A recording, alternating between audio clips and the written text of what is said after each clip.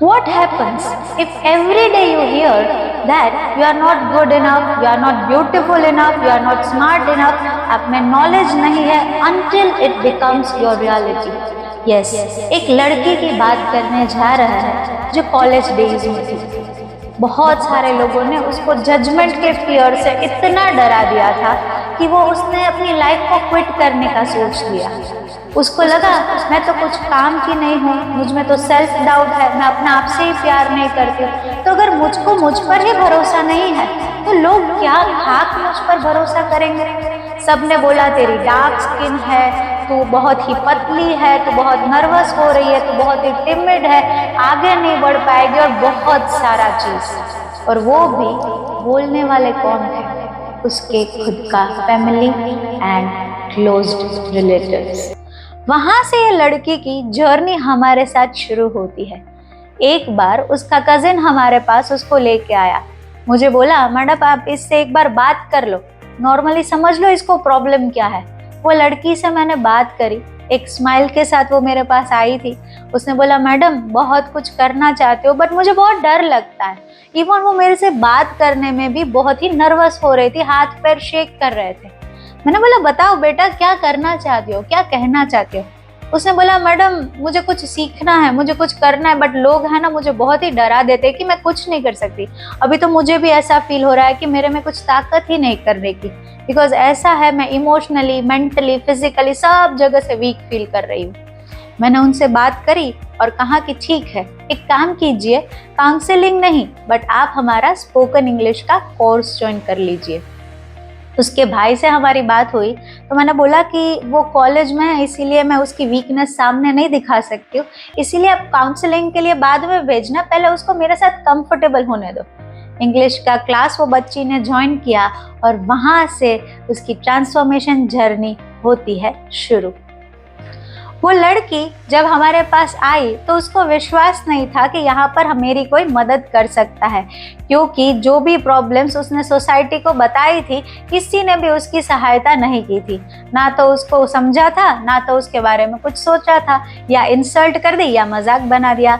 इससे एक लेसन तो मुझे मिलता ही है कि सोसाइटी को अगर आप अपनी प्रॉब्लम्स बताने जाओगे ना तो वो मजाक बना कर रख देगी और आप ज्यादा डिप्रेशन में आ जाओगे। इससे तो बेहतर ही है खुद पर विश्वास रखो और किसी को भी राइट मत दो कि वो आपका मूड बिगाड़ सके या बना सके, क्योंकि उसी पर हमारी अगर लाइफ रिवॉल्व करने लगती है ना तो हम लाइफ में कुछ भी नहीं कर पाते हैं। अभी थोड़ा सा आगे बढ़ते हैं वो लड़की की स्टोरी की तरफ। हमने उस लड़की को स्टोरी टेलिंग में, डिबेट, ग्रुप डिस्कशन जो हम क्लासेस में करवाते हैं सारी एक्टिविटीज में इंक्लूड किया। और कभी कभी तो हम क्वेश्चंस भी ऐसे ही पूछते थे कि वो अपने लाइफ के बारे में कुछ शेयर कर सके। अगर सब करेंगे ग्रुप में तो उसको भी एक हिम्मत मिलेगी कि वो भी कुछ शेयर कर सके। फिर ऐसा हुआ कि वो लड़की हमारे साथ बहुत ही कंफर्टेबल हो गई, और जब हमारा शायद 3 बजे का ट्यूशन का टाइम या फिर 4 बजे का हो तो वो है ना 15 मिनट जल्दी आती थी। क्यों? क्योंकि हमारा जो इंस्टीट्यूट है उसके लिए कंफर्ट जोन बन चुका था। वो अपने घर की बात करती, अपनी लाइफ की बात करती, और सब धीरे धीरे हमको पता चलने लगा कि प्रॉब्लम कहाँ पर है। उस लड़की को मैंने पूछा बेटा तेरा गोल क्या है? उसने बताया कि मुझे बीएड करके टीचर बनना है। मैंने बोला वाओ, मतलब क्यों टीचर बनना है? उसने बोला कि मैडम शायद मेरे किसी टीचर ने तो मेरी हेल्प नहीं की, मुझे समझा भी नहीं है, हमेशा मुझे ऐसा ही बोला कि आप मेंटली अनस्टेबल हो। मेरे फैमिली वालों ने भी कुछ ऐसा ही मुझे बता दिया, और रिलेटिव्स ने तो मेरी पूरी तरीके से इंसल्ट कर दी कि मैं लाइफ को जीना ही भूल गई थी। बट यहाँ पर आकर मुझे ऐसा फील हुआ कि शायद मैं टीचर बन के किसी स्टूडेंट की हेल्प कर पाऊँ और उसको मेरा जो सब्जेक्ट एक्सपर्टीज है उसको उस पर पढ़ा पाऊँ तो उसकी लाइफ ब्यूटीफुल बन जाएगी। फिर मैंने बातों बातों में उससे पूछा किसकी तरह बनना चाहती हो, who is the inspiration in your life?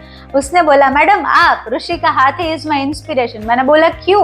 तो उसने बोला मैडम यहाँ पे आके मुझे पता चला खुश कैसे रहते हैं, चाहे 100 प्रॉब्लम्स हो बट हंसते हंसते लाइफ को कैसे स्पेंड करते हैं। आपकी तरह मैं पढ़ाना चाहती हूँ, हंसना चाहती हूँ, सबको एक अच्छे से पाथ पर लाना चाहती हूँ।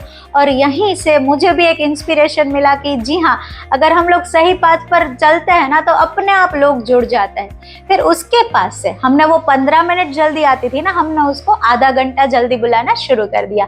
वहाँ से उसको मैंने सेल्फ जर्नलिंग करवाया, फिर मेडिटेशंस पर फोकस करवाया, फिर उसे हमने बोला कि अगर तू मैनिफेस्ट करना चाहती है ना तो थर्ड आई पर फोकस करना सीख।